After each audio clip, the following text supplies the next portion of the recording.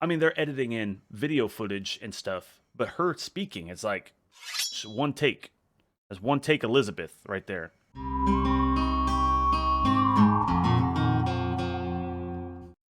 Howdy, y'all.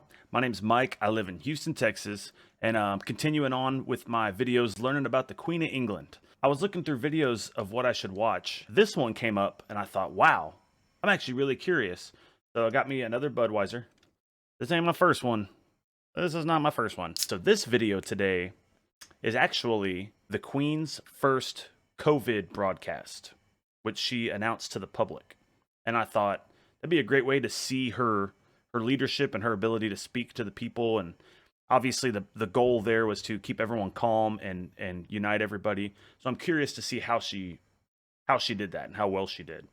So let's check it out. Cheers. Super quick before we start this video, just want to give a real quick shout out to the Drunk Texan Says members. Thank you guys so much for helping out the channel. But anyways, let's get into this video. The Queen. I'm speaking to you at what I know is an increasingly challenging time. A time of disruption in the life of our country. A disruption that has brought grief to some, financial difficulties to many, and enormous changes to the daily lives of us all. I want to thank everyone on the NHS frontline, as well as care workers and those carrying out essential roles, who selflessly continue their day-to-day duties outside the home in support of us all. You could tell. So you could tell this was really early on because they weren't even wearing masks on that part yet. Because at first we just thought, well, you could be around your coworkers, but it didn't take long for us to realize that even around your coworkers, you should probably wear a mask because they interact with other people prior to coming with you. I'm sure the nation will join me in assuring you that what you do is appreciated, and every hour of your hard work brings us closer to a return to more normal times. I also want to thank those of you who are staying at home, thereby helping to protect the vulnerable and sparing many families the pain already felt by those who have lost loved ones. Together we are tackling this disease, and I want to reassure you that if we remain united and resolute, then we will overcome it. That's cool. First of all, she is already a better speaker than Biden. She's doing much better than Biden will do. So far, I like she's being super calm. And in America, it's the opposite. Like when you watch American news, everything is at a 10, and everyone's gonna die. It's the end of the world at all times, no matter what. You know what I mean? So this is the first time I've ever heard her give a speech before. I've never, had the opportunity to really. She has like a very calm, reassuring demeanor to her.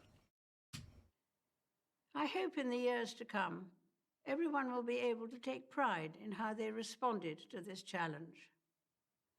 And those who come after us will say the Britons of this generation were as strong as any.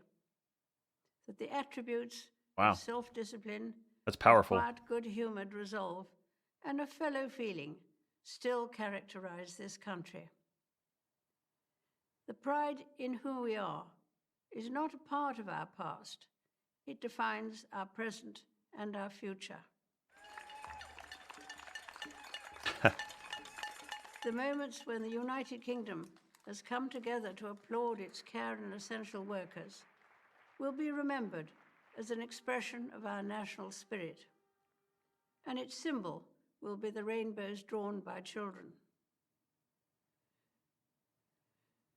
That's pretty Across cool. the Commonwealth and around the world, we have seen heartwarming stories of people coming together to help others, be it through delivering food parcels and medicines, checking on neighbors, or converting businesses to help the relief effort. And though self-isolating may at times be hard, many people of all faiths and of none are discovering that it presents an opportunity to slow down, pause and reflect in prayer or meditation. It reminds me of the very first broadcast I made in 1940, helped by my sister. We as children spoke from here at Windsor A 1940 was her first broadcast? Oh my God, how old is she? That was 70 years ago. I'm a, this is clearly a picture of her on the screen. Damn. I mean, I guess I shouldn't talk. Biden is about 80 years old also. So she's probably a little older than Biden. And I'm noticing during her speech, there's very little edits and cuts. I mean, they're editing in video footage and stuff, but her speaking is like one take. That's one take Elizabeth right there. To children who had been evacuated from their homes and sent away for their own safety. Today, once again, many will feel a painful sense of separation from their loved ones. But now, as then, we know deep down that it is the right thing to do. While we have faced challenges before, this one is different. This time we join with all nations across the globe in a common endeavor, using the great advances of science and our instinctive compassion to heal. We will succeed, and that success will belong to every one of us.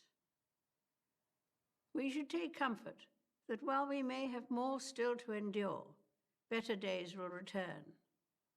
We will be with our friends again. We will be with our families again. We will meet again. But for now, I send my thanks and warmest good wishes to you all. I do wish we had that in America because, from my understanding, and correct me if I'm wrong, but the Queen of England is pretty universally loved in England, right? And I've never in my life heard someone in America talk bad about the Queen. So she seems pretty well liked all around. I will be the first to admit I'm not super well versed on the Queen, but that's why I'm making these videos, because I'm trying to learn, and that was kind of a first impression, to be honest with you, of her. And I wish we had that in America, someone that could give a speech and be universally liked, because when Obama was president, he could come out and say, hey, I cured cancer, and Republicans would be pissed off. And then when Trump was president, Trump could come out and say, hey, I cured cancer, better, or whatever. And then all the Democrats would be pissed off. And now Biden's president. He could come out and say, hey, I ended world hunger, and Republicans would be pissed.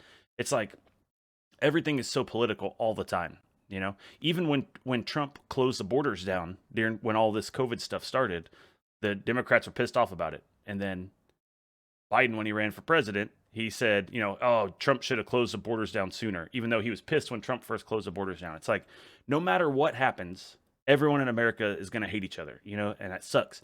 I wish we had like a Queen of England, I wish we had some kind of figure that everybody loved, in America, that we could all unite behind. But it's just so damn divided. It's just not possible. It feels like, I mean, that'd be great if it was. I'm a little jealous that y'all have, someone like the Queen of England, Queen Elizabeth II, who can unite everybody, you know what I mean? Because this was a sucky time. Let me see when this was. April 5th, 2020. April 5th. So that was like right when all this stuff started. First impression of Queen Elizabeth II, I thought she was a very calm. It'd be hard to not be calmed and reassured listening to that. Texan approves of Queen of England, at least from what I've found so far. She seems like a cool lady. So if you made it this far, thank you for watching. I'm not stopping. I got more beers. I got the day off of work. I'm gonna hopefully make a lot of these videos because I'm really interested. If you liked the video, consider leaving a like. If you want to see more videos like this, they're coming. So go ahead and subscribe if you want to see more like this. And cheers.